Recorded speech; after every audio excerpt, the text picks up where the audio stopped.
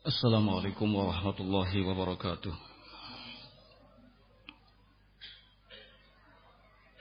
Innal hamdalillah nahmaduhu ta'ala wa nasta'inuhu wa nastaghfiruh wa na'udzu billahi min shururi anfusina wa sayyiati a'malina. May yahdihillahu fala mudilla lahu wa may yudlil fala hadiya lahu. أشهد أن لا إله إلا الله وحده لا شريك له وأشهد أن محمدا عبده ورسوله. يقول الله سبحانه وتعالى في كتابه الكريم: يا أيها الذين آمنوا اتقوا الله حق تقاته ولا تموتن إلا وأنتم مسلمون. يا أيها الناس اتقوا ربكم الذي خلقكم من نفس واحدة وخلق منها زوجها وبث منهما رجالا كثيرا ونساء واتقوا الله الذي تساءلون به والأرحام إن الله كان عليكم رقيبا. يا أيها الذين آمنوا اتقوا الله وقولوا قولا سديدا يصلح لكم أعمالكم ويغفر لكم ذنوبكم ومن يطع الله ورسوله فقد فاز فوزا عظيما. أما بعد فإن أصدق الحديث كلام الله تعالى وخير الهدي هدي محمد صلى الله عليه وعلى آله وسلم وشر الأمور محدثاتها فإن كل محدثة في دين الله بدعة وكل بدعة ضلالة وكل ضلالة في النار. إخواني في الدين رحمني ورحمكم الله. Alhamdulillah, puji syukur kita panjatkan kehadirat Allah subhanahu wa ta'ala yang telah kembali mempertemukan kita dalam kegiatan kajian ilmiah, dan semoga Allah subhanahu wa ta'ala menjadikan kegiatan ini sebagai amal ibadah yang akan diterima di sisinya. Adapun tema kajian kita kali ini seperti yang tadi sudah disampaikan, yaitu kokoh di atas manhaj nabawi. Ikhwani fiddin rahimakumullah, kokoh di atas manhaj nabawi artinya adalah berpegang teguh dengan seluruh ajaran Nabi sallallahu alaihi wa ala alihi wasallam, baik yang berhubungan dengan masalah furu'iyah atau sekunder maupun yang berhubungan dengan masalah usul atau prinsipil. Hal ini didasarkan pada firman Allah subhanahu wa ta'ala yang bunyinya: Ya ayyuhalladzina amanu dkhulu fis silmi kafah. Wahai orang-orang yang beriman, masuklah kalian semua ke dalam Islam secara menyeluruh. Maka dari sekian manhaj Nabi sallallahu alaihi wa ala alihi wasallam adalah manhajur raddi ala ahlil bid'ah wal ahwa wat tahdhirin nas minhum.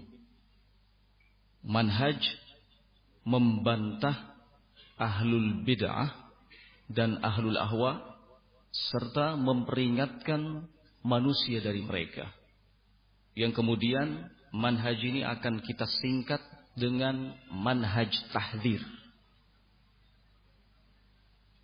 manhaj tahdzir adalah manhaj yang sangat prinsip di dalam Islam. Berdasarkan keterangan-keterangan dari Al-Quran, dari sunnah Nabi Shallallahu Alaihi Wasallam, amalan para salaf, para sahabat, dan juga amalan para ulama kaum muslimin dari generasi ke generasi. Tidak ada yang meremehkan dan melecehkan manhaj ini kecuali satu dari dua golongan. Golongan yang pertama adalah golongan yang maftunin, orang-orang yang terfitnah, munharifin anil jadah, orang-orang yang menyimpang dari jalan yang lurus. Ini golongan pertama.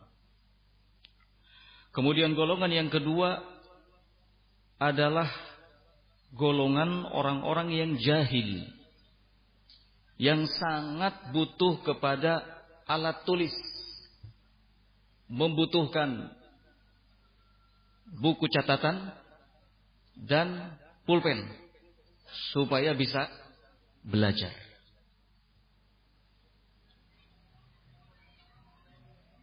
Adapun ahlus sunnah wal jamaah, salafiyin, dari masa ke masa mereka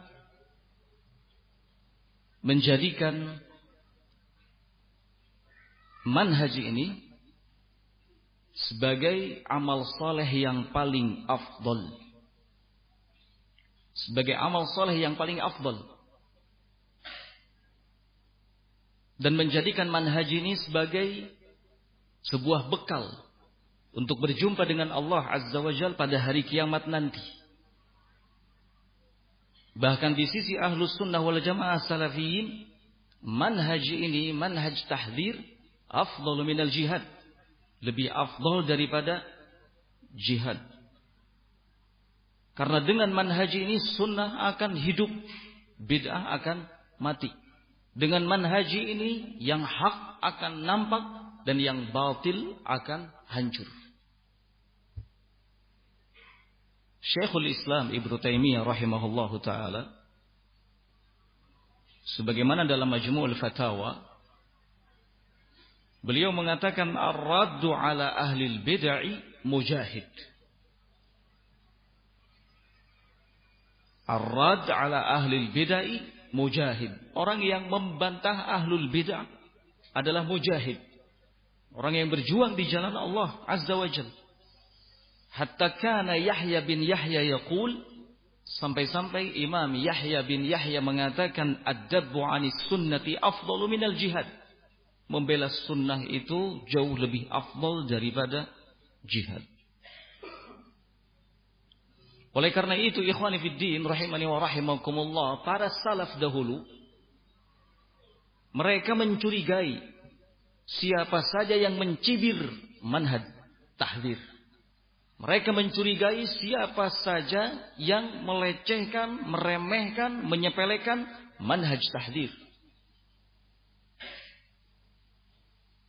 Imam Ahmad rahimahullahu taala sebagaimana yang dikutip oleh Imam Az-Zahabi dalam kitab Syiarul A'lam An-Nubala, Syiarul A'lam An-Nubala, kata Imam Ahmad rahimahullahu taala, "Idza ra'aita ar-rajula yaghmizu Hammad ibn Salamah fattahimhu 'alal Islam."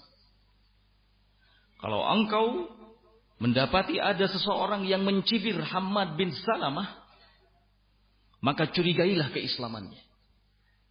Kenapa? Fa innahu kana syadidan 'alal mubtadi'ah. Karena Hammad bin Salamah adalah orang yang dikenal begitu keras sikapnya terhadap ahlul bid'ah. Ini menunjukkan kalau ada orang yang mencibir Hammad bin Salamah, berarti mencibir apa yang dilakukan oleh Hammad bin Salamah. Nah, maka fattahimhu 'alal Islam, curigai apanya? Keislamannya. Ikhwani fid din rahimani wa rahimakumullah. manhaj tahdir, membantah ahli bid'ah, ahli ahwa dan memperingatkan manusia dari mereka adalah sesuatu yang akan menjaga kemurnian Islam. Sesuatu yang akan menjaga kemurnian syariat Allah Azza wa Jalla. Tanpa manhaj ini, maka orang akan bebas berbicara tentang Islam. Tanpa ada manhaj ini, maka akan terjadi percampuran antara yang batil dengan yang hak.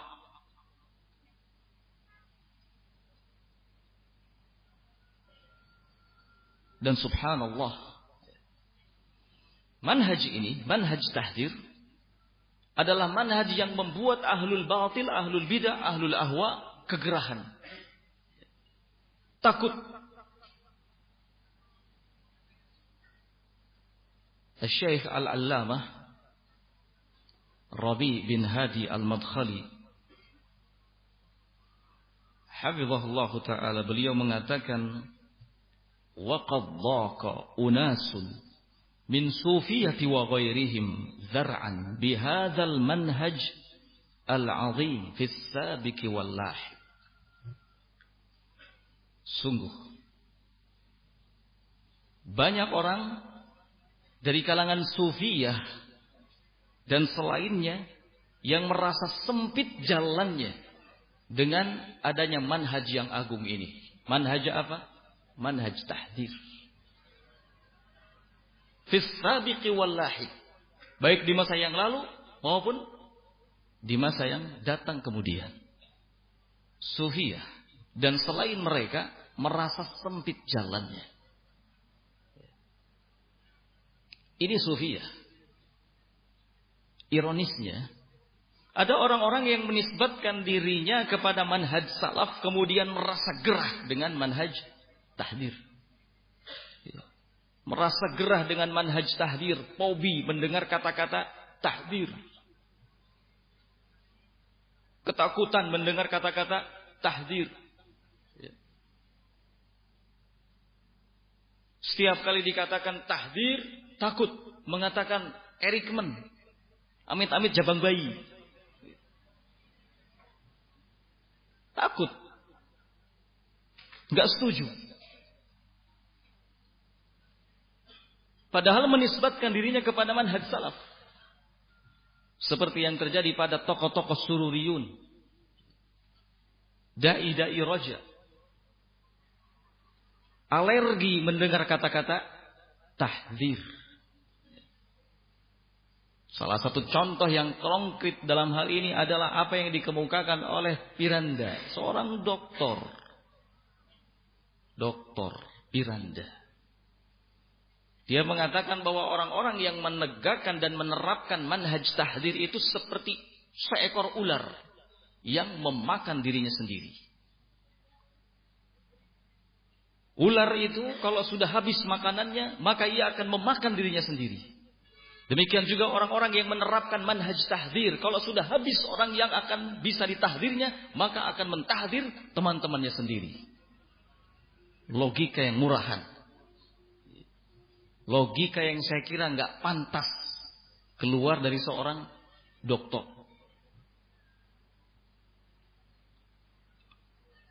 Kita tidak perlu membahas tahdzirnya. Kita bahas saja soal ularnya. Sampai detik ini nggak pernah ada ular yang memakan dirinya sendiri, nggak ada.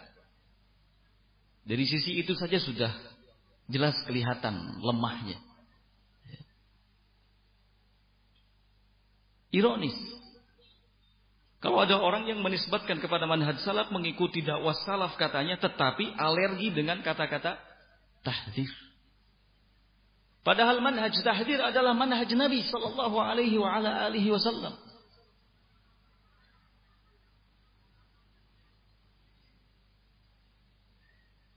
Ikhwan fillah rahimani wa rahimakumullah.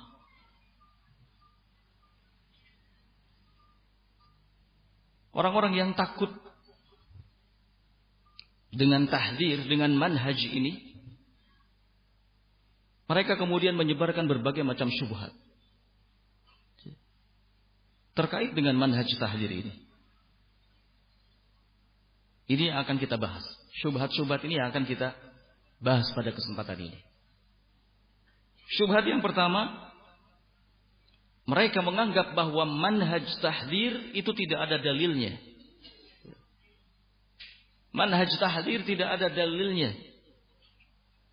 Manhaj tahdzir itu sesuatu yang muncul belakangan setelah generasi sahabat ridwanullah alaihim ajmain.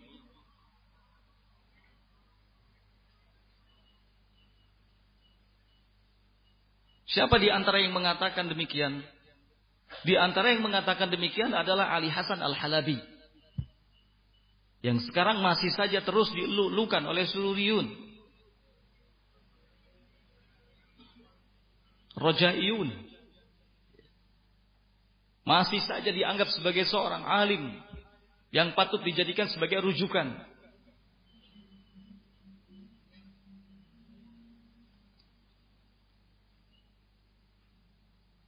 Ikhwani fiddin rahimani wa rahimakumullah. Padahal kalau mau sedikit saja menelaah apa yang Allah Subhanahu wa taala sebutkan dalam Al-Qur'an, apa yang disebutkan oleh Nabi sallallahu alaihi wasallam dalam hadis, kemudian perjalanan para salaf, tentu akan mendapati bahwa manhaj tahdzir adalah bagian dari dakwah mereka.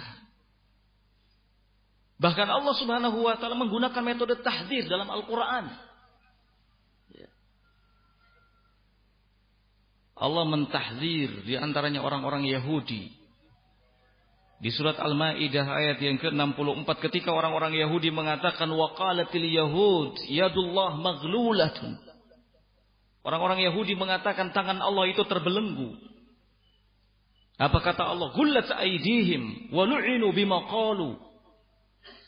Sesungguhnya yang terbelenggu itu adalah tangan mereka dan mereka akan dilaknat atas apa yang telah mereka katakan. Bal yadahu mabsutatan. Justru kedua tangan Allah itu terbentang. Yunfiqu kaifa yasha. Allah Subhanahu wa taala akan memberikan sesuatu kepada siapa saja yang dikehendakinya. Ini tahdzir dari Allah Subhanahu wa taala untuk orang-orang Yahudi secara khusus. Allah juga mentahdzir orang-orang Nasrani di dalam Al-Quran. Ketika orang-orang Nasrani menganggap Al-Masih Isa adalah Allah.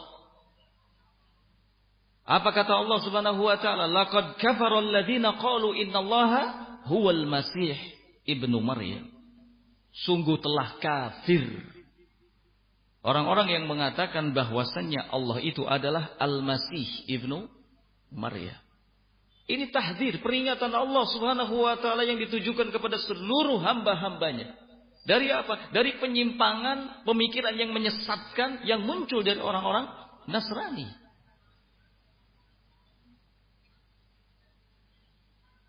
Di ayat yang lain Allah Subhanahu wa taala mentahdzir orang-orang Yahudi dan Nasrani secara bersamaan.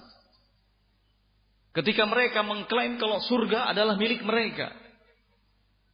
Kata Allah Subhanahu wa taala, wa qalu la yadkhulul jannata illa man kana hudan aw nasara.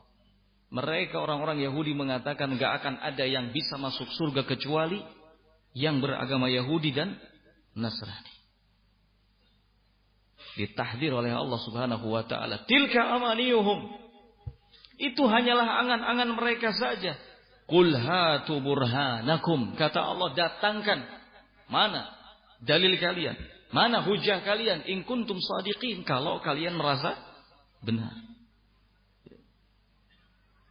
Allah Subhanahu wa taala juga mentahdzir orang-orang yang mengingkari hari kebangkitan. Kaum duhriyin. Kata Allah Subhanahu wa taala, wa qalu ma hiya illa hayatuna dunya namutu wa nahya wa ma yuhlikuna illa dahr. Mereka mengatakan mahia illa hayatuna dunya. Kehidupan kita di dunia ini hanyalah sebuah kehidupan di mana kita akan mati, kita juga akan hidup, dan tidak ada yang membinasakan kita kecuali masa. Hanya masa saja yang membinasakan kita. Allah tahdzir mereka. Apa kata Allah Subhanahu wa taala? Wa ma lahum bidzalika min ilmin inhum illa yadhunnun. Wa ma lahum bidzalika min ilmin. Mereka tidak punya ilmu, kata Allah. Mereka menyimpang, enggak punya ilmu, enggak punya dalil, enggak punya bukti. Inhum illa yadhunnun. Apa yang mereka lakukan itu hanyalah sebuah perkiraan-perkiraan, sangkaan-sangkaan saja. Ya. Ikhwani fiddin rahimani wa rahimakumullah. Setiap orang yang membaca kitabullah secara lengkap, ya, tentu akan mendapati bagaimana Allah Subhanahu wa taala memberikan peringatan-peringatan dari siapa saja yang melakukan penyelisihan dan pelanggaran. Bahkan secara jelas di Quran surat An-Nahl yang sering kita dengar, Allah Subhanahu wa taala menyatakan ud'u ila sabili rabbika bil hikmati wal mau'izatil hasanah wajadilhum billati hiya ahsan. Lihat. Ud'u ila sabili rabbika bil hikmah. Seru manusia ke jalan Rabbmu dengan cara yang hikmah. Wal mau'izatil hasanah. Dan dengan mau'izah, wajangan-wajangan yang baik. Lalu kata Allah, wajadilhum billati hiya ahsan. Bantah mereka dengan cara yang baik. Jadi manhaj membantah setiap penyimpangan adalah manhaj Islam. Dan itulah yang disebut dengan manhaj tahdzir. Itulah yang disebut dengan manhaj tahdzir. Isinya peringatan agar umat, agar semua manusia waspada dari segala macam bentuk penyimpangan. Itu di dalam Al-Quran. Dalam hadis Nabi sallallahu alaihi wa ala alihi wasallam mengamalkan manhaj ini, menjadikan manhaj ini sebagai sebuah metode dalam perjalanan dakwahnya. Dalam hadis riwayat Muslim dari Addi bin Hatim, beliau mengatakan, anna rajulan khataba inda Nabi sallallahu alaihi wa ala alihi wasallam faqala may yuti'illaha wa rasulahu faqad rasyada wa may ya'sihima faqad ghawa. Ada seorang laki-laki yang berkhutbah di hadapan Nabi sallallahu alaihi wa ala alihi wasallam. Dalam khutbahnya si laki-laki itu mengatakan, may yuti'illaha wa rasulah, barang siapa yang taat kepada Allah dan Rasulnya, maka sungguh ia telah mendapatkan petunjuk. Tidak ada yang salah, benar. Kemudian kata dia, wa may ya'sihima, dan barang siapa yang bermaksiat kepada keduanya, bermaksiat kepada keduanya, faqad ghawa, maka sungguh dia telah menyimpang. Mendengar kata-kata ini, Rasulullah sallallahu alaihi wa ala alihi wasallam kemudian mengatakan, bi'sal khatib anta. Kamu adalah sejelek-jelek khatib. Ditahdir, diperingatkan oleh Nabi sallallahu alaihi wasallam, kamu adalah sejelek-jelek khatib. Lalu apa kata Nabi? Qul, katakan olehmu, wa may ya'sillaha wa rasulah. Dan barang siapa yang bermaksiat kepada Allah dan Rasulnya, jangan kamu katakan barang siapa yang bermaksiat kepada keduanya. Coba, kesalahannya hanya itu. Harusnya si laki-laki tadi mengatakan barang siapa yang bermaksiat kepada Allah dan Rasulnya. Tapi dia malah mengatakan barang siapa yang bermaksiat kepada keduanya. Gak boleh pakai dhamir. Disebutkan secara rinci, karena ini perkara yang penting. Bermaksiat kepada Allah adalah hal yang besar. Bermaksiat kepada Rasul SAW juga sama hal yang besar. Sehingga harus disebutkan secara rinci. Jangan mengatakan barang siapa yang bermaksiat kepada keduanya. Tapi katakan barang siapa yang bermaksiat kepada Allah dan Rasulnya. Lihat. Hanya ini. Ditegur, diperingatkan, ditahdir oleh Nabi SAW. Manhaj tahdir.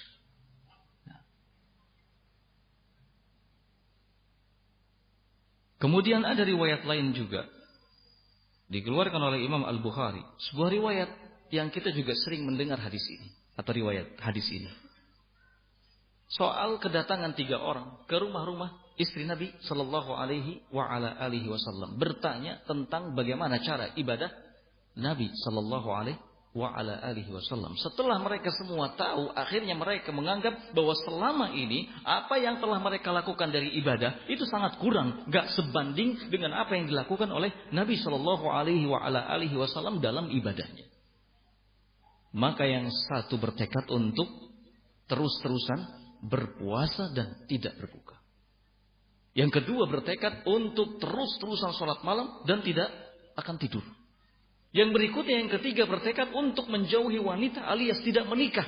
Demi apa? Demi konsentrasi melakukan ibadah. Ini sebuah kekeliruan. Ini sebuah penyimpangan. Ini sebuah kesalahan. Tidak dibiarkan oleh Nabi SAW. Dipanggil oleh Nabi ketika berita atau khobar tentang mereka sampai kepada beliau SAW. Dipanggil oleh beliau.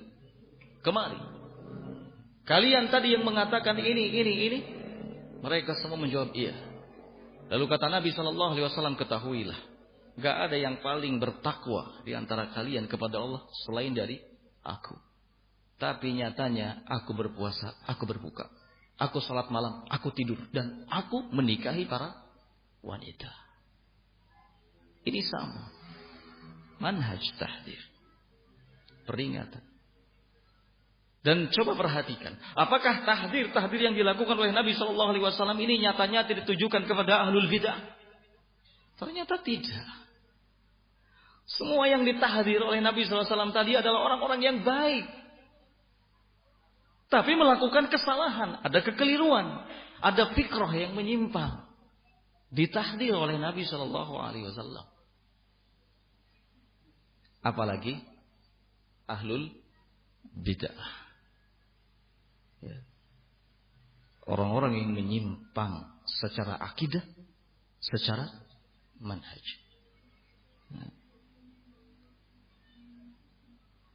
Ikhwani fiddin rahimani wa rahimakumullah. Para salaf dalam hal ini para sahabat, mereka juga mengamalkan manhaj ini.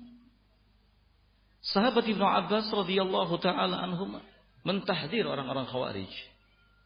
Ma'ruf kisahnya. Sahabat Ibnu Umar mentahdir golongan Qadariyah. Sahabat Anas, sahabat Abu Sa'id Al-Khudri, dan sahabat-sahabat yang lainnya tidak pernah membiarkan ada sesuatu yang bertentangan dengan petunjuk Nabi Shallallahu Alaihi Wasallam.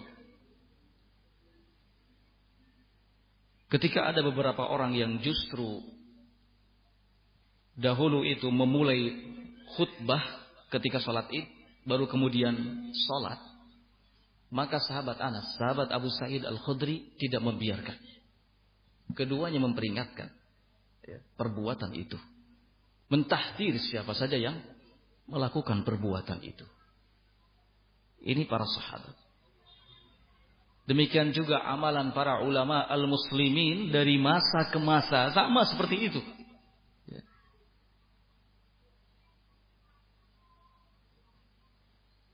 Fadilatul Syekh Shalih Al-Fauzan hafizahullah ta'ala, beliau mengatakan seperti disebutkan dalam kitab Ittihafu Ahlil Iman bidurusi Syahri Ramadan, qala ar-raddu 'ala al-mukhalif sunnatus salaf. Lihat, membantah orang yang menyimpang, melakukan penyelisihan adalah sunnatus salaf, sunnahnya para salaf. Fas-salafu yarudduna 'alal mukhalifina wa hadhihi kutubuhum mawjudatun. Para salaf mereka membantah orang-orang yang menyimpang, orang-orang yang melakukan penyelisihan. Wa hadhihi kutubuhum mawjudatun. Ini kitab-kitab mereka ada sebagai buktinya. Raddal Imam Ahmad 'ala az-zanadiqah wal mubtadi'ah. Sebagai contoh saja kata Syekh Shalih Al-Fauzan, dulu Imam Ahmad membantah az-zanadiqah wal mubtadi'ah. Membantah kaum zindiq dan ahlul bidah. Wa radda Syekhul Islam Ibnu Taimiyah 'ala al-falasifah wa 'ala ulama'il kalam. Syekhul Islam Ibnu Taimiyah membantah para filsafat dan ahli kalam, wa 'ala sufiyah wa 'ala al-quburiyin, membantah sufiyin, membantah kuburiyin. Wa raddal imamu Ibnu Qayyim wa katsirun minal a'immah raddu 'alal mukhalifina min ajli bayanil haqq wa idharil haqq linnas hatta la tadilla al ummah wa tatabbu' al mukhti'ina wal mukhalifin wa hadza minan nasihati lil ummah. Imam Ibnu Qayyim rahimahullahu taala dan banyak lagi dari kalangan para a'immah, mereka semua membantah orang-orang yang menyimpang, membantah orang-orang yang melakukan penyelisihan. Tujuannya agar kebenaran senantiasa nampak, ya. Senantiasa jelas di hadapan semua manusia, dan agar umat tidak sesat dengan mengikuti orang-orang yang salah dan orang-orang yang menyimpang. Wa hadhihi minan nasihati lil ummah. Lalu kata beliau hafizahullahu taala di akhir, ini adalah bagian dari nasihat untuk umat. Nah, ini amalan para ulama. Ya. Ikhwani fiddin rahimani wa rahimakumullah. Jadi kalau sampai ada yang mengatakan bahwa manhaj tahdzir tidak ada dalilnya, manhaj tahdzir adalah manhaj yang baru muncul belakangan setelah generasi para sahabat, maka mereka adalah orang-orang yang tidak mengerti tentang manhaj ini dengan baik. Sekalipun mereka menisbatkan dirinya kepada manhaj salaf,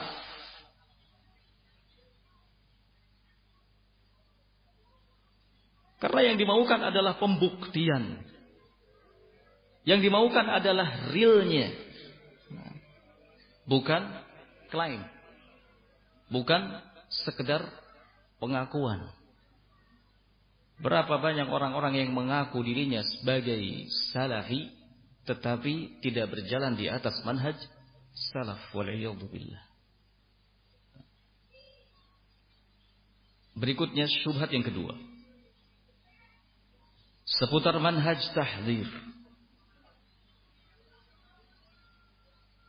Mereka mengatakan bahwa manhaj tahdzir minal ghibatil muharramah, termasuk dari gibah yang diharamkan. Orang yang melakukan atau mengamalkan manhaj tahdzir adalah orang-orang yang jauh dari kata wara' dan takwa kepada Allah Azza wa Jalla.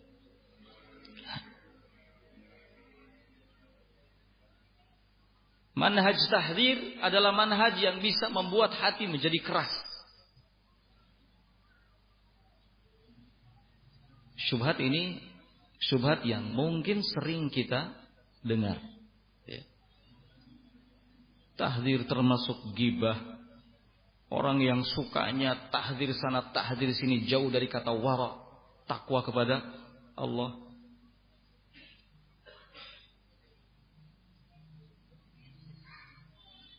Perlu untuk kita ketahui bahwa manhaj tahdzir laisa minal ghibah al-muharramah. Manhaj tahdzir itu bukanlah gibah yang diharamkan, bukanlah gibah yang diharamkan. Akan tetapi manhaj tahdzir adalah bagian dari al-amru bil ma'ruf wan nahyi 'anil munkar, amar ma'ruf dan nahi munkar.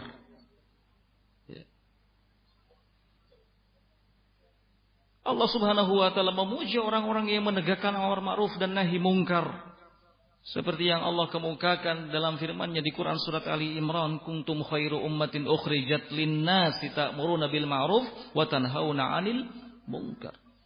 Kuntum khairu ummatin, kalian itu sebaik-baik umat yang dikeluarkan ke tengah-tengah manusia yang menegakkan amar ma'ruf dan nahi munkar. Manhaj tahdzir itu adalah bagian dari nasihat.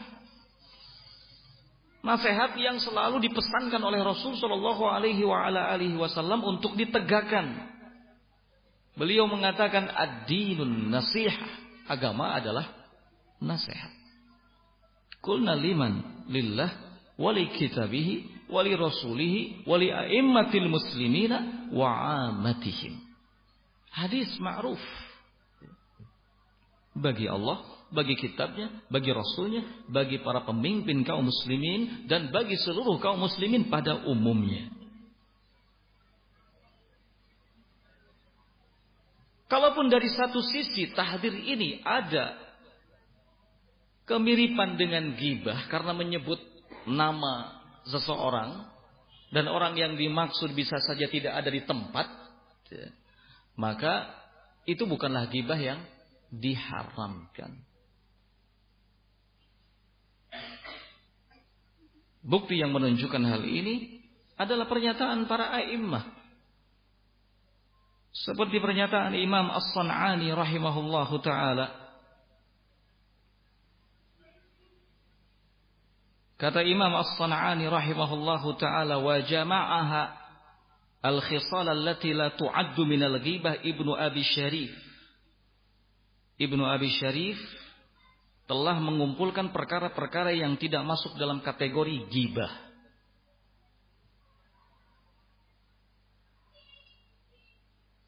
Dan sekalipun dikatakan ghibah, maka bukan ghibah yang diharamkan.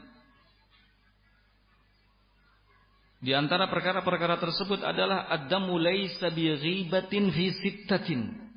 Sebuah celaan itu tidak termasuk ke dalam ghibah. Ya, dalam 6 perkara. Mutadhallimin wa mu'arrifin wa muhadzirin. Di antaranya adalah mutadhallim. Seseorang yang mengajukan kezaliman yang dilakukan oleh orang lain. Wa mu'arrifin, seseorang yang ingin tahu tentang keadaan orang lain. Wa muhadzirin, dan seseorang yang mengingatkan, memperingatkan dari bahaya orang lain. Walimudhiri fisqan, dan seseorang yang menyebut-nyebut seseorang yang terang-terangan melakukan kefasikan. Wa mustaftin, dan seseorang yang meminta fatwa. Wa man talabal i'anah fi izalatil munkari, dan orang yang meminta bantuan untuk menghilangkan sebuah kemungkaran. 6 perkara itu tidak termasuk ke dalam ghibah. Sekali lagi, yang pertama adalah yang mengadukan tindakan kezaliman yang dilakukan oleh orang lain. Yang kedua, yang ingin mencari tahu keadaan seseorang. Yang ketiga, yang memberikan peringatan dari pihak-pihak tertentu akan bahayanya. Kemudian yang keempat adalah yang menyebut orang yang terang-terangan melakukan kefasikan. Yang kelima, orang yang meminta fatwa. Ada seseorang datang meminta fatwa, mungkin saja menyebut pihak yang ketiga. Ini tidak termasuk ghibah. Dan yang terakhir adalah yang meminta bantuan untuk menghilangkan apa? Kemungkaran. Nah. Ikhwani fiddin rahimani wa rahimakumullah.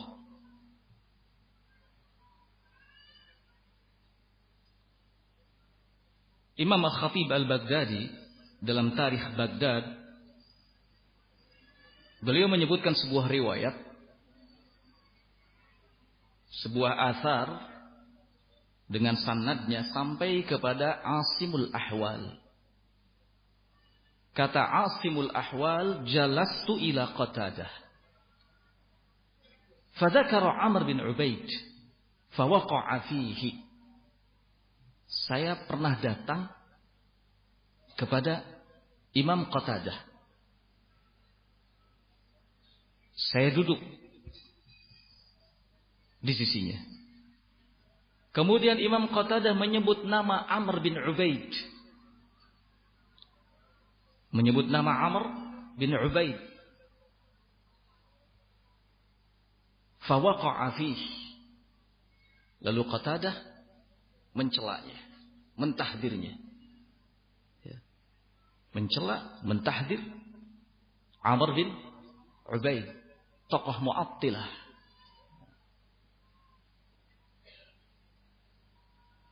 Faqultu ya Abul Khattab, ala ara al-ulama yaqa'u ba'dhum fi ba'dhin.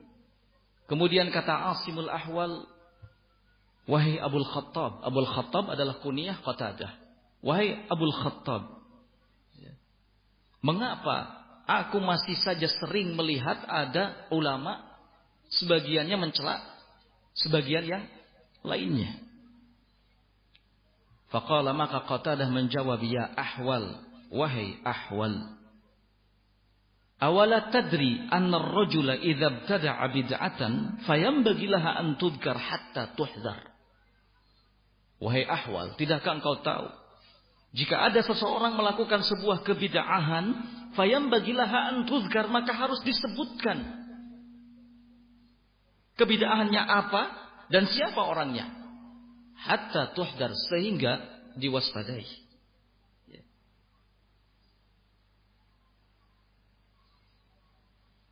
Ini sikap salaf. Ada lagi riwayat dari Muhammad bin Bundar.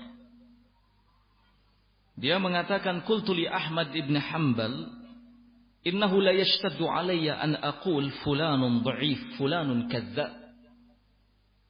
Qala Ahmad, idza sakatta anta wa sakattu ana, famata ya'rifu al-jahil as-sahiha min as-saqim. Kata Muhammad bin Bundar, saya berkata kepada Ahmad bin Hanbal, sungguh berat bagi saya untuk mengatakan fulan dhaif, si fulan pendusta. Berat bagi saya, kata Muhammad bin Bundar. Jadi kalau bicara soal perasaan, sesungguhnya jelas mencela orang lain, membicarakan orang lain, memperingatkan orang lain, itu sesuatu yang berat. Dan kalau bicara soal perasaan, maka orang-orang dulu juga biasa menggunakan perasaannya. Apa kata Imam Ahmad rahimahullahu ta'ala ketika Muhammad bin Bundar mengatakan hal yang demikian? Kata Imam Ahmad rahimahullahu ta'ala, idza sakata anta wa sakattu ana, kalau engkau diam dan aku diam, maka ya'riful jahilu as-sahiha minas saqim. Kapan orang bodoh, orang yang tidak tahu akan mengerti mana yang benar, mana yang salah, mana yang sahih dari hadis, mana yang dhaif dari hadis.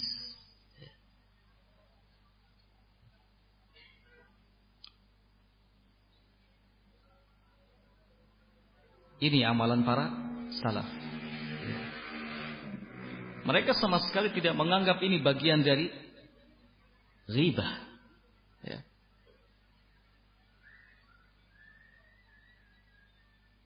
Ada lagi riwayat dari Al-Hasan bin Rabi. Kata Al-Hasan bin Rabi, qala Ibnul Mubarak, al-Mu'alla bin Hilal huwa illa annahu idza jaa al-hadis yakdzibu. Kata Imam Ibnu Mubarak, Mu'alla bin Hilal, dia sebenarnya orangnya baik. Illa annahu idza jaa al-hadis yakdzib, tapi kalau dia membawakan sebuah hadis, dia selalu saja berdusta. Ini tahdzir. Ya. Ini peringatan yang dilakukan oleh salaf. Bahkan Imam Syu'bah rahimahullahu ta'ala sampai menyebut tahdzir dengan ghibah. Saking apanya? Saking ingin menjelaskan kepada semua orang kalau ini bukan ghibah. Kalaupun dikatakan ghibah, maka ini ghibah yang dibolehkan dan harus. Diriwayatkan dari Abu Yazid Al-Ansari An-Nahwi dalam kitab Al-Kifayah fi Ilmi Riwayah. Abu Zaid Al-Ansari mengatakan, ataina Syu'bah yauma matarin. Pada hari turunnya hujan, ya, kami datang kepada Syu'bah. Ketika sudah sampai di hadapannya, di kediamannya, apa kata Syu'bah? Laisa hadza yaumun hadis. Hari ini bukan hari untuk menyampaikan hadis. Al-yaum yaum ghibah. Hari ini adalah hari untuk kita bergibah. Ta'alau, kata Imam Syu'bah, mari sini. Ayo kita berkumpul hatta nagtab al-kadzabin, sampai kita membicarakan, menggibah para pendusta.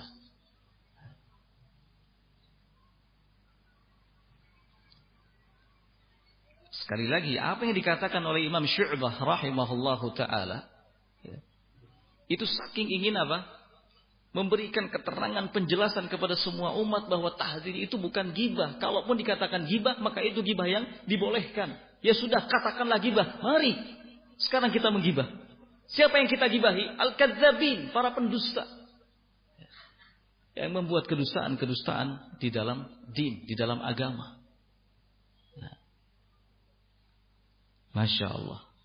Seperti ini pengamalan para salaf kita. Rahimahumullah. Jadi tidak benar kalau manhaj tahdzir dikatakan gibah.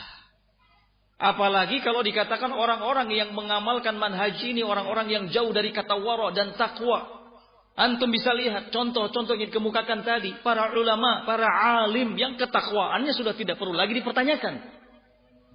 Imam Ahmad ibn Hanbal rahimahullah, keilmuannya seperti apa, ketakwaannya seperti apa. Ya. Imam Syu'bah dan para a'immas salaf. Apakah kemudian kita dengan lancangnya mengatakan bahwa siapa saja yang mengamalkan manhaj tahdzir berarti mereka adalah orang-orang yang tidak wara, orang-orang yang tidak takut kepada Allah Azza wa Jalla. La haula wala quwata illa billah.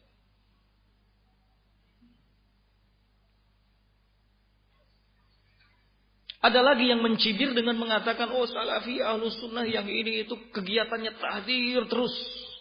Dari satu majlis ke majlis yang lainnya, dari satu waktu ke waktu yang lainnya. La ilaha illallah. Enggak perhatian dengan ilmu agama, ilmu syar'i yang lain. Ini dusta. Ya.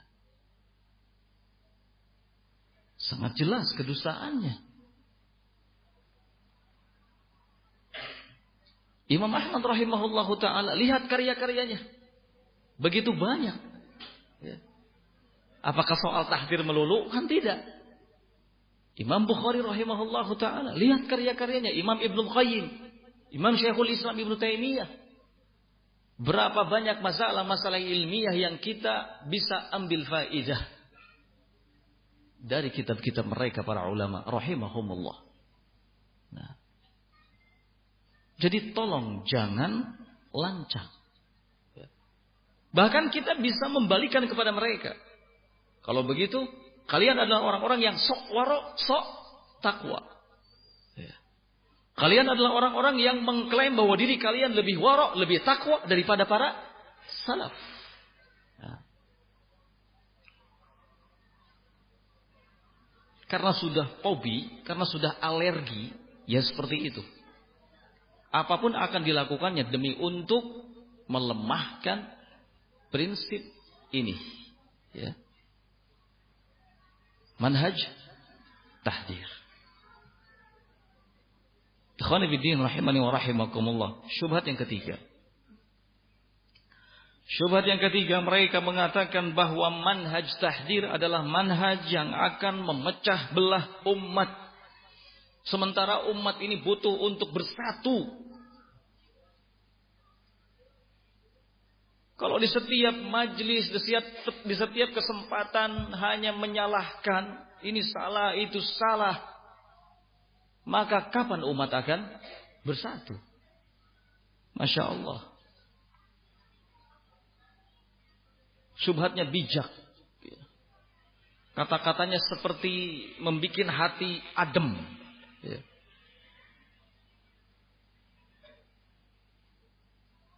Dan tidak setiap kata-kata yang seolah dari luar tampak bikin hati adem itu kata-kata yang hak.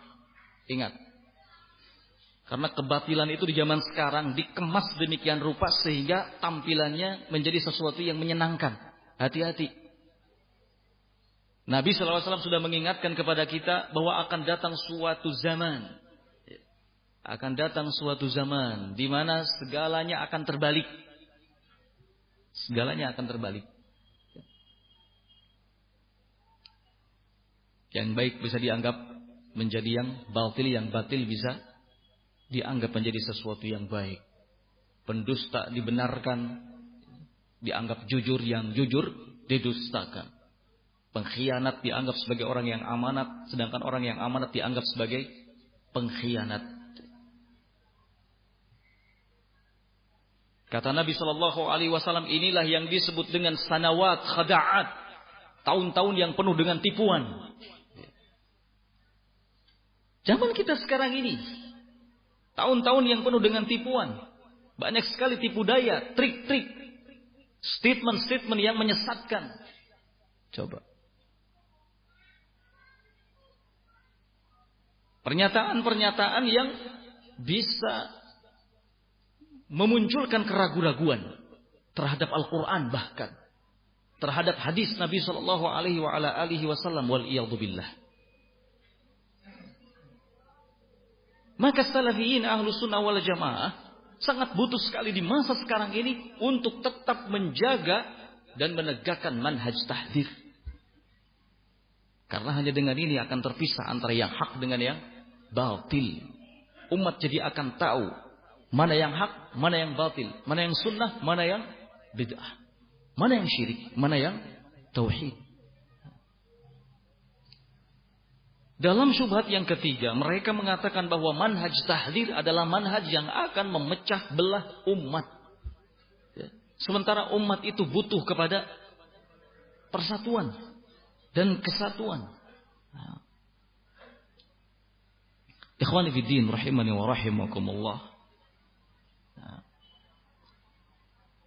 Soal persatuan dan kesatuan adalah perkara yang jelas. Perkara yang jelas. Perkara yang memang sudah seharusnya itu diwujudkan. Tetapi persatuan dan kesatuan di atas apa dulu? Yang harus diwujudkan itu adalah persatuan dan kesatuan alal haq, di atas kebenaran. Alladzi ja'at bihir rusul, yang dibawa oleh para rasul. Ini. Bukan persatuan dan kesatuan di atas perkara-perkara yang baru, yang dibikin, yang disebarluaskan oleh ahlul ahwa, ahlul bidah. Bukan persatuan dan kesatuan di atas logika, di atas akal. Bukan itu yang dimaukan oleh Allah. Allah Azza wa Jalla menyatakan dalam firman-Nya, wa'tasimu bihablillahi jami'an. Lihat. Dan berpegang teguhlah kalian semua kepada tali Allah. Wala tafarraqu, dan jangan bercerai-berai. Berpegang teguh, bersatu dengan hablullah, tali Allah. Nah.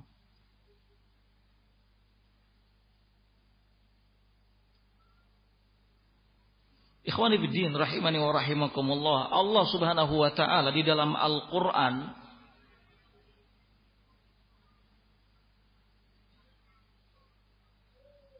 memerintahkan kepada kita agar kita menyeru ahli kitab, mengajak ahli kitab untuk bersatu ala kalimatin sawa, di atas kalimat tauhid. Lihat. Persatuan ini yang dikehendaki oleh Allah di Quran surat Ali Imran.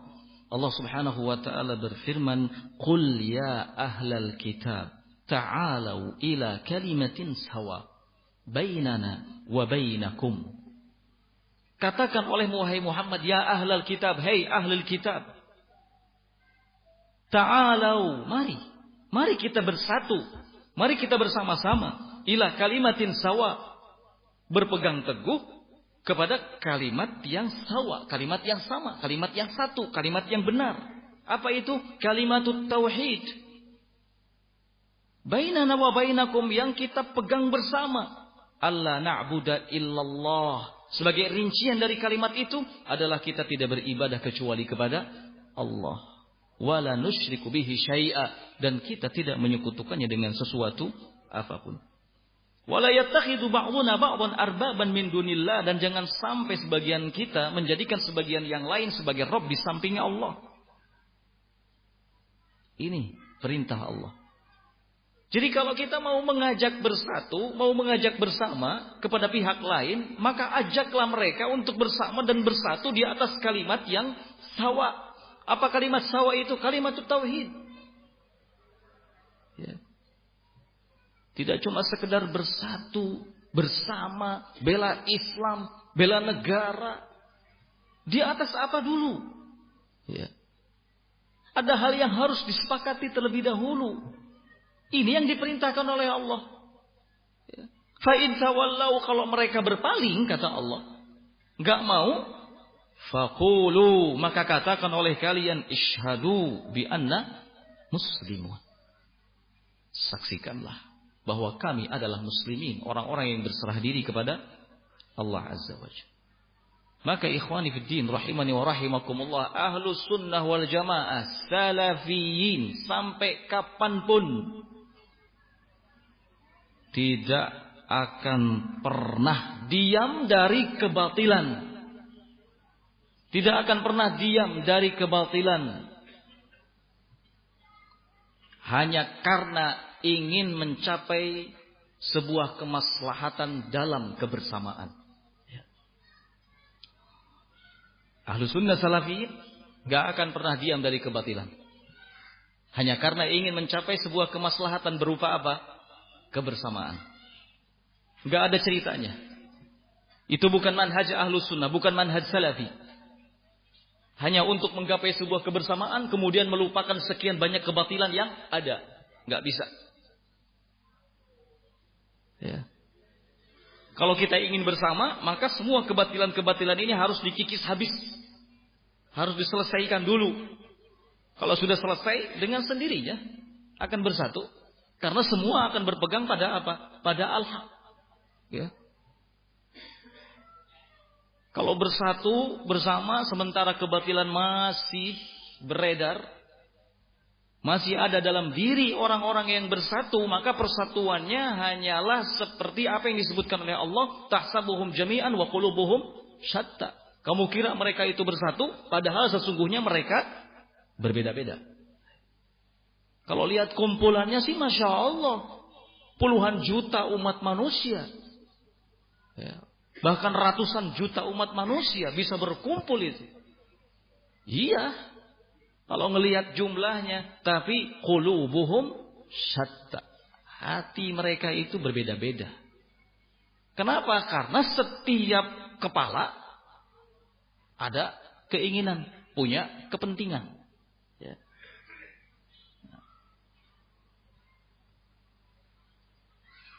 Ikhwani fiddin rahimani wa rahimakumullah. Kalau bicara soal maslahat, maka maslahat yang paling besar itu adalah ketika ada di atas kebenaran.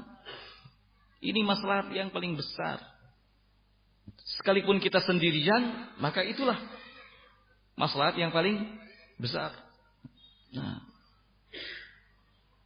Dan sebaliknya, kerusakan yang paling besar, bahaya yang paling besar adalah ketika kita berada di atas kebatilan, sekalipun seluruh penghuni bumi ini sepakat dengan kita. Gak ada artinya. Gak ada artinya itu.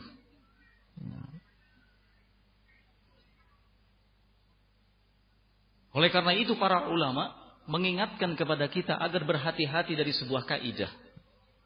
Dari sebuah kaidah yang masyhur, kaidah yang ma'ruf, kaidah ikhwaniyah, nata'awan fima ittafaqna. Nata'awan fima ittafaqna wa ya'dhar ba'duna ba'dan fima ikhtalafna fihi. Kita saling dukung dalam perkara yang kita sepakati.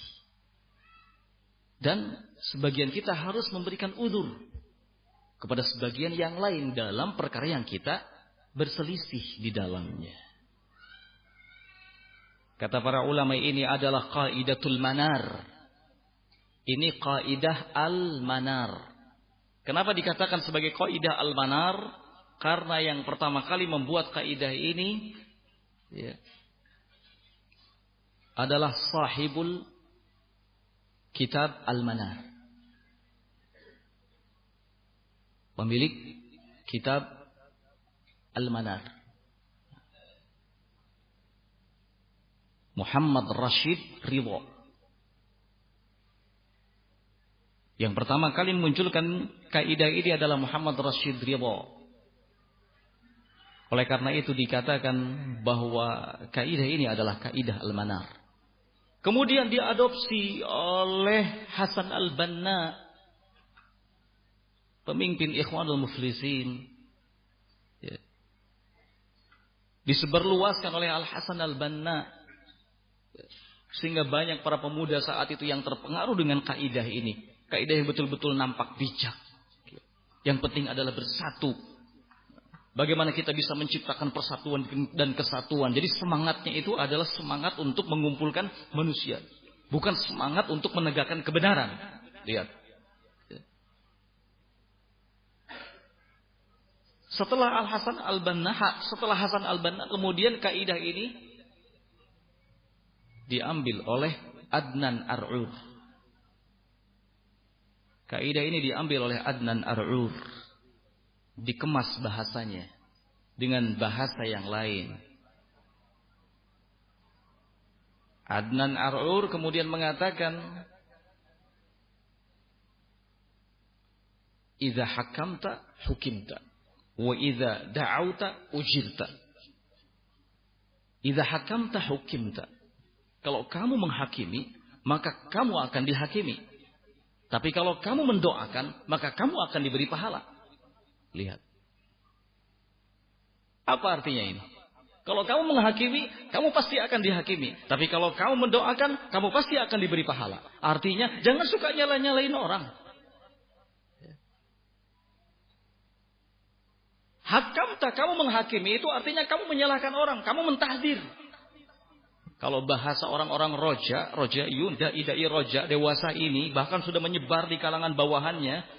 Kalau kita tidak mau ditahdir, maka jangan suka mentahdir. Kalau kita mentahdir, maka kita akan ditahdir. Supaya kita tidak ditahdir, maka jangan mentahdir. Apa bedanya dengan kalimat ini? Idza hakamta hukimta. Kalau kamu menghakimi, kamu pasti akan dihakimi. Kalau kamu tidak mau dihakimi, jangan sekali-kali menghakimi. Sama dengan apa kaidah ini? Sama dengan nata'awan fi mattafaqna. Kita kerjasama saja dalam perkara yang kita sepakati. Tapi sebagian kita harus memaafkanlah sebagian yang lain dalam perkara-perkara yang kita berselisih di dalamnya. Sama, nggak ada bedanya. Subhanallah. Dimanapun sururiyun, rojaiyun itu sangat tidak suka dengan istilah tahdir. Saya sudah datang ke hampir banyak tempat, itu rata-rata begitu. Alergi dengan tahdir. Mereka sangat benci sekali dengan tahdir.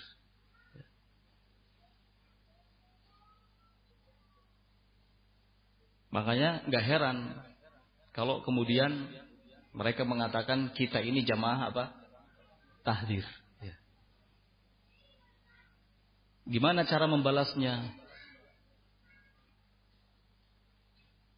Idza nataqas safih fala tujibhu.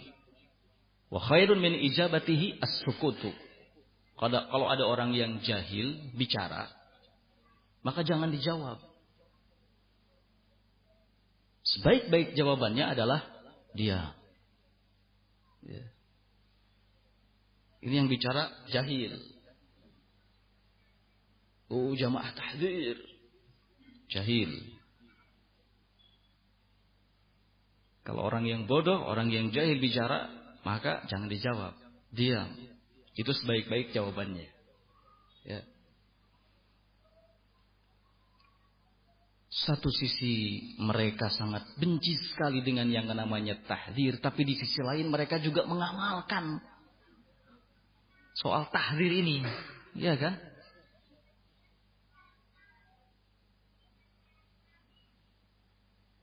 Antum sering dengar Firanda mentahdir fulan, iya kan?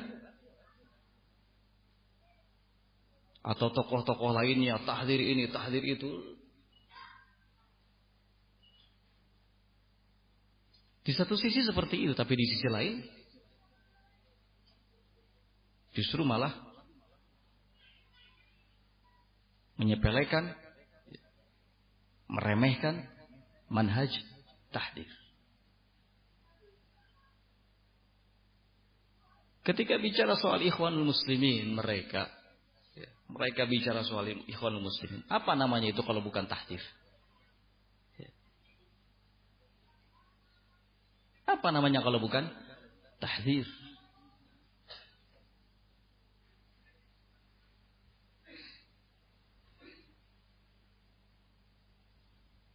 Giliran mereka yang ditahdir karena penyimpangan-penyimpangan manhajiyah yang ada dalam diri mereka, mereka kemudian mengatakan, wah, awas jamaah tahdir, kita tidak usah ikutan.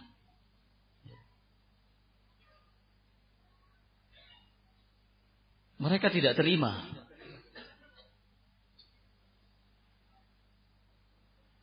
Padahal ikhwan fillah rahimani wa rahimakumullah, tidak ada satu kritikan pun yang ditujukan kepada mereka terkait urusan dunia, tidak.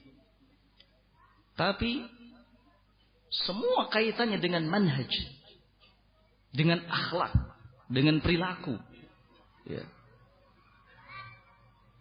dengan masalah-masalah yang usul. Nah,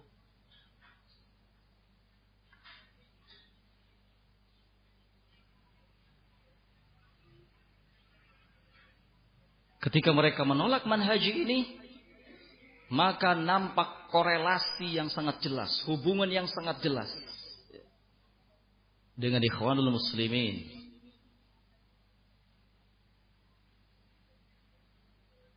Dengan Adnan Ar'ur, dengan Abul Hasan Al-Ma'ribi. Karena kaidah ini juga kemudian diambil oleh Abul Hasan Al-Ma'ribi, diterapkan oleh Abul Hasan Al-Ma'ribi, tapi dengan bahasa yang lain.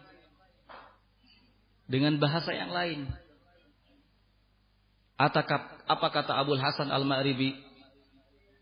Nusahih wala nahdimul ashab. Cukup bagi kita itu meluruskan kesalahannya, jangan membunuh karakter. Jadi tahdir itu pembunuhan karakter, insyaallah.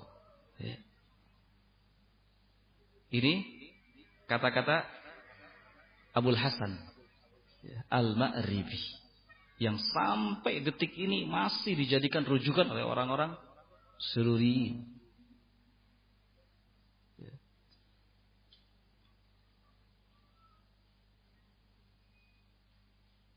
Kaidah ini juga diambil oleh Ali Hasan Al-Halabi.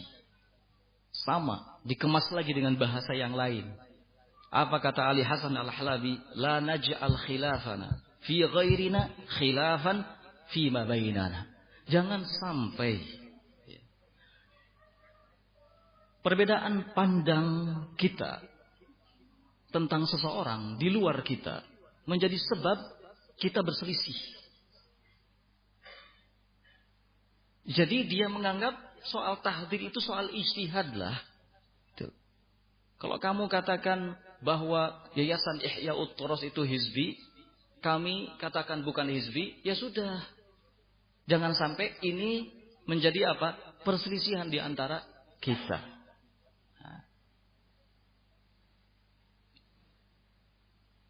Gak apa-apa, silahkan kamu katakan bahwa Ihya'ut Thuras itu hizbi. Kalau kami sih tidak memandangnya sebagai hizbi. Untuk apa ribut soal Ihya'ut Thuras kemudian jadi penyebab kita berselisih? Apa bedanya bahasa ini dengan wa ya'dhiru ba'duna ba'dhan fi makhtalafna fih? Hendaknya sebagian kita dengan sebagian yang lain memberi uzur dalam perkara yang kita berselisih di dalamnya. Kalau perselisihan itu perselisihan yang furu'iyah, yang sekunder, bolehlah. Khilaf ibadah, enggak masalah. Tapi kalau perselisihan itu perselisihan yang prinsipil, prinsip perselisihan yang usul, nggak bisa. Ya. Nggak ada toleransi kalau sudah menyangkut masalah-masalah prinsip. Nah, yang hak adalah hak, yang batil adalah batil. Ini. Yang hak itu satu, tidak berbilang.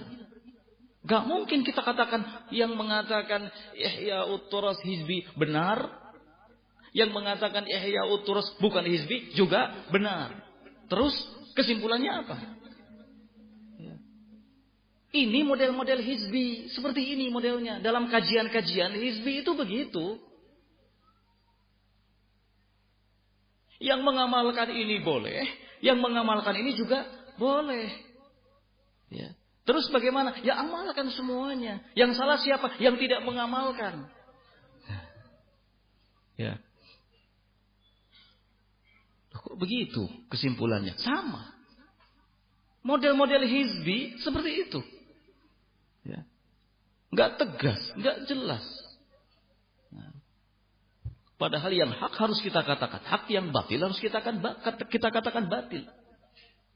Ketika ada dua perbedaan cara pandang tentang sesuatu, kita harus yakin bahwa ada yang benar dari kedua pandangan itu. Tidak kemudian kita katakan dua-duanya benar. Kecuali hal-hal yang berkaitan dengan tanawu'ul ibadah. Yang semuanya ada dalilnya dari Nabi SAW. Ketika seperti soal angkat tangan, ya kan, di saat sholat.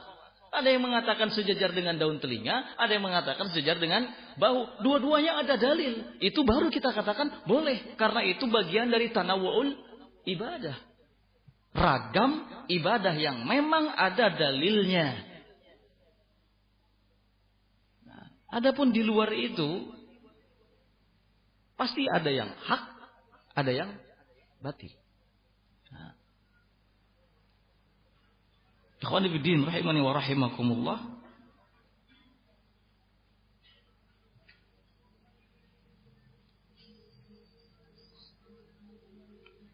Jadi waspada, ya, hati-hati dengan manhaj ini atau dengan kaidah ini. Kaidah manar. Sanadnya seperti tadi, ya. Dari Muhammad Rashid Ridho turun ke siapa? Hasan Al-Banna. Dari Hasan Al-Banna turun ke Adnan Ar'ur, turun lagi ke Abul Hasan, turun lagi ke Ali Hasan. Berbeda-beda, tapi sama hakikatnya. Ini juga yang dianut oleh kaum Sururiyun, ya, yang tergabung dalam dakwah Roja. Kalau sekarang kan kita seringnya bilang Rojaiyun gitu. Karena memang jadi ikon mereka kan. Roja ini sekarang jadi ikon mereka. Ya sudah, kita sebut saja dengan ikonnya. Ya. Supaya lebih enak gitu kan. Supaya lebih enak dan supaya lebih diketahui oleh banyak orang. Nah.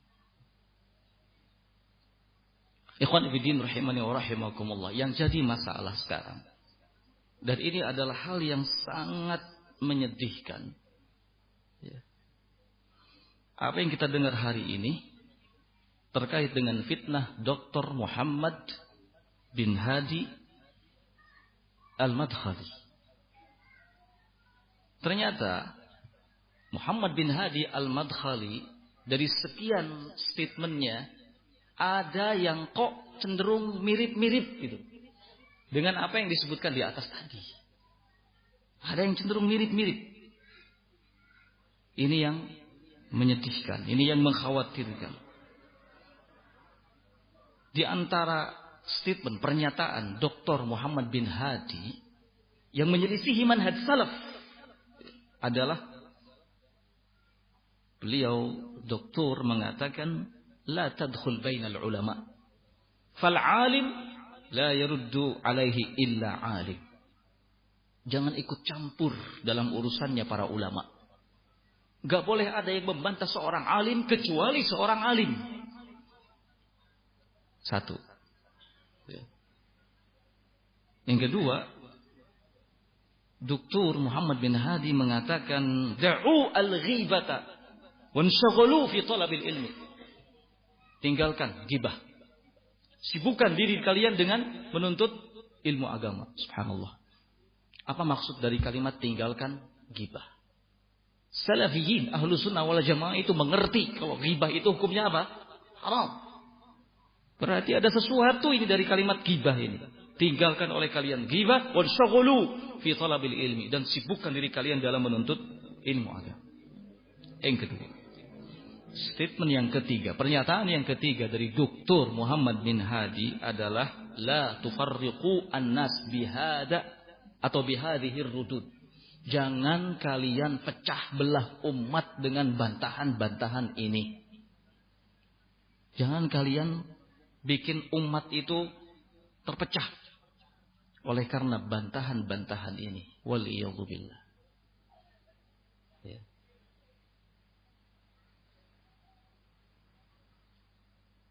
Fitnah yang dinyalakan apinya oleh Dr. Muhammad bin Hadi ini antum sudah dengar semuanya, ya kan? Fitnah musafiqah. Ya. Dan penting untuk diketahui seperti ini pernyataan-pernyataan Muhammad bin Hadi al-Madkhali. Ya.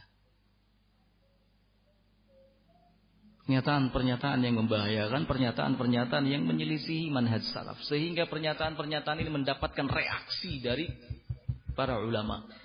Ya. Mendapatkan reaksi dari para ulama. Karena beliau Muhammad bin Hadi, doktor, lupa soal siapa sih sesungguhnya yang memulai celaannya terhadap pihak-pihak tertentu dengan cara yang tidak benar. Siapa kalau bukan beliau sendiri? Ya. Dr. Muhammad bin Hadi ini lupa siapa sih sesungguhnya yang mencela para ulama dalam fitnah musafiqah ini, kalau bukan beliau sendiri.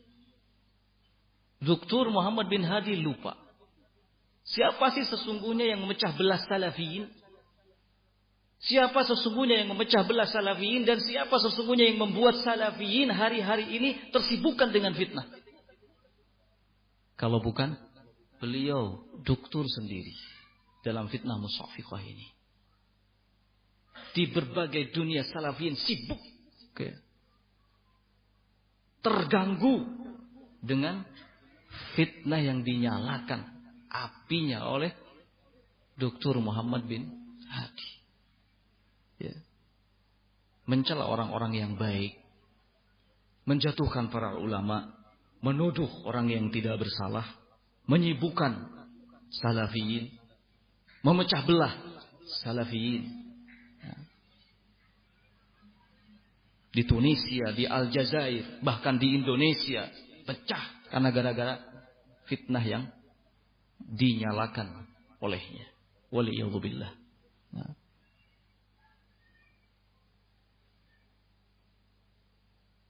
Ikhwani fiddin rahimani wa rahimakumullah, ada bantahan-bantahan khusus dari para ulama terkait pernyataan-pernyataannya tadi. Ya. Dan insya Allah kalau cukup waktu nanti kita bahas. Untuk sementara kita cukupkan dulu sampai di sini. Kita rehat terlebih dahulu. Alhamdulillahirabbil alamin. Assalamualaikum warahmatullahi wabarakatuh.